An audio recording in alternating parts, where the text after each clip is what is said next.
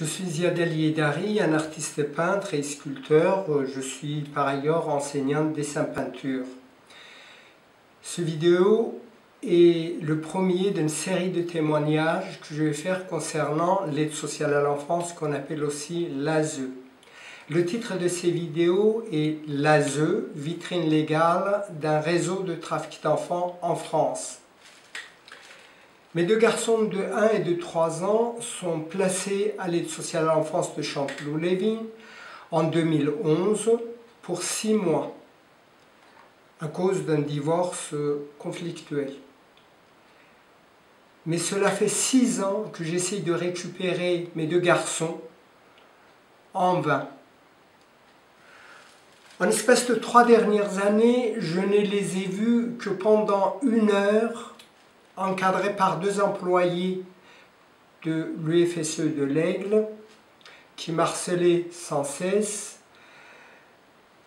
m'interdisant d'emmener à manger à mes enfants, m'interdisant de leur parler et m'interdisant de prendre des photos de souvenirs de mes enfants.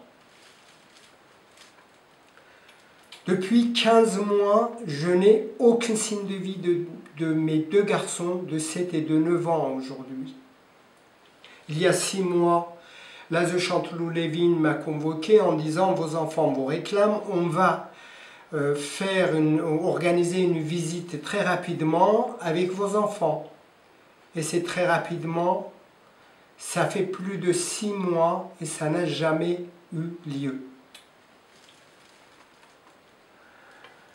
Mes enfants n'ont jamais habité ensemble au cours de 6 dernières années. Pourquoi mes enfants sont placés et comment? Donc je vais vous expliquer ça.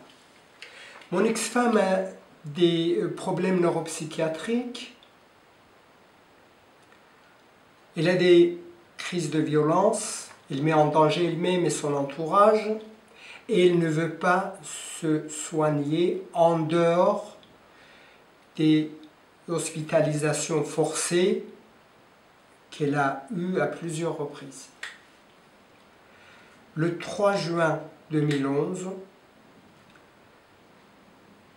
j'annonce ma volonté ferme de divorcer à mon ex-femme après 2 tentatives échouées en 2007 et en 2009. Elle pleure, elle me supplie de ne pas divorcer. Elle dit que si on divorce, les enfants vont être instrumentalisés et nous avons enregistré nos conversations. Devant le fait que j'avais une décision ferme de divorcer, entre 3 juin et le 17 juin 2011, mon ex-femme réussit à composer un DVD vidéo d'accusation contre moi en instrumentalisant nos enfants qui avaient 1 et 3 ans à l'époque. Elle a réussi à faire intervenir la brigade des mineurs à mon domicile un soir. Les policiers ont discuté pendant 2 heures avec elle et ils sont repartis évidemment sans les enfants. Elle a réussi à emmener elle-même nos enfants à l'ASE Chanteloup-les-Vignes et les placer.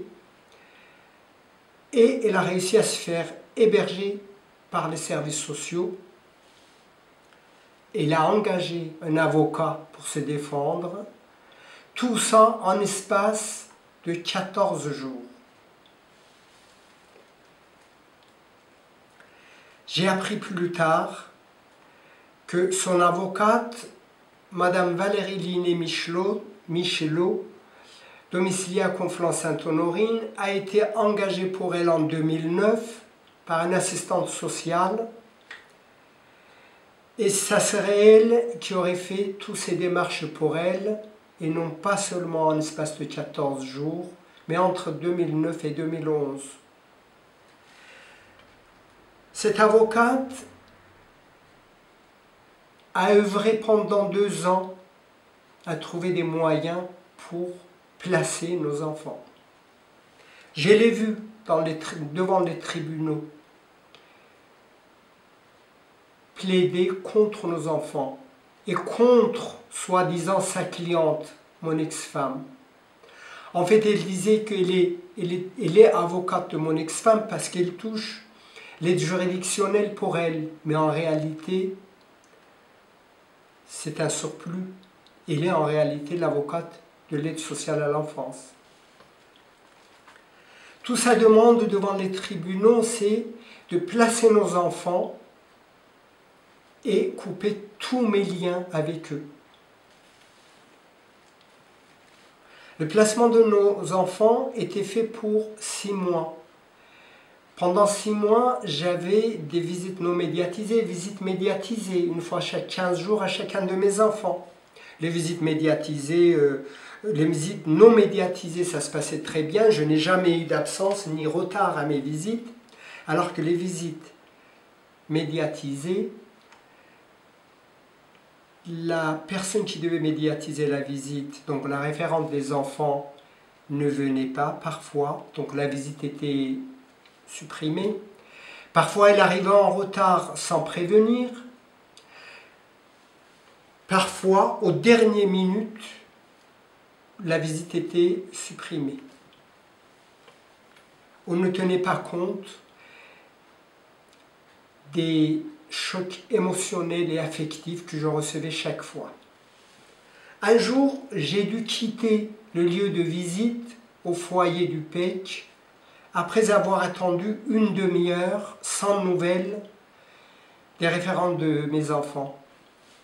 J'ai fait un rapport au juge et j'ai demandé l'externalisation des visites avec mes enfants. J'ai obtenu l'externalisation des visites avec mes enfants dans une structure indépendante à Mantes-la-Jolie. La première visite s'est très bien passée. C'est qu'au bout, la deuxième visite a été organisée sans prévenir les structures d'accueil. Nous avons fait 80 km, moi et mes enfants, d'aller-retour sans que la visite puisse avoir lieu. Madame Wiesmann de l'ASE Chanteloup-Lévis nous a prétendu qu'elle a tout simplement oublié, donc elle allait récupérer cette visite, remplacer cette visite. Cet remplacement n'a jamais eu lieu.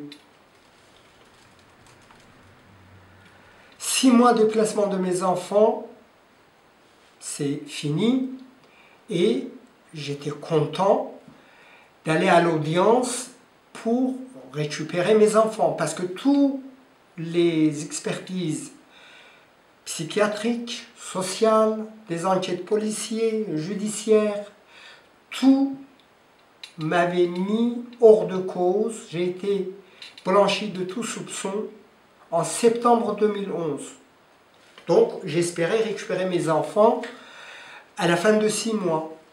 Je vais à l'audience et les référents de mes enfants arrivent en catastrophe à l'audience du juge, déclarant que les enfants viennent de se masturber juste avant d'arriver à l'audience.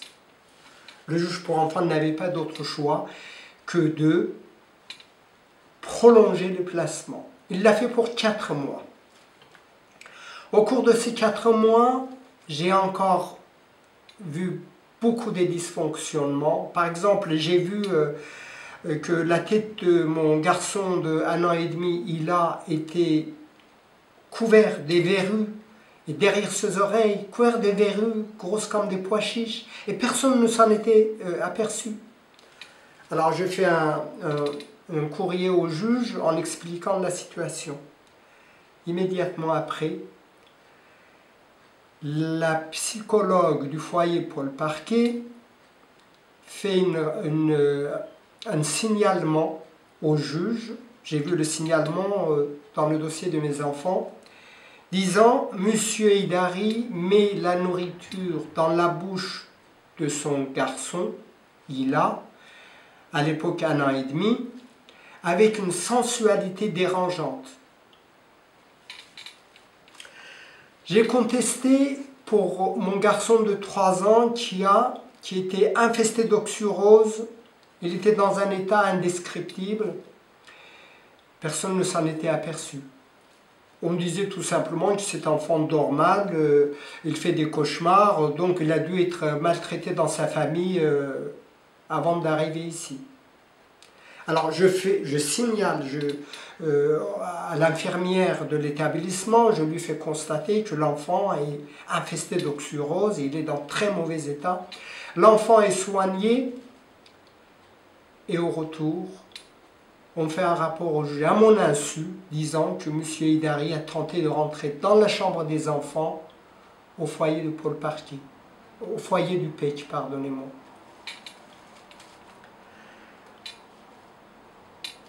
Finalement, après ces 4 mois, un juge pour enfants de Versailles ordonne en 2012 le retour de mes 2 garçons à mon domicile. Je vous raconterai dans le prochain vidéo comment cette décision du juge pour enfants a été sabotée et comment j'ai été écarté de mes enfants pendant 1 an contre la décision du juge pour enfants d'une visite par mois.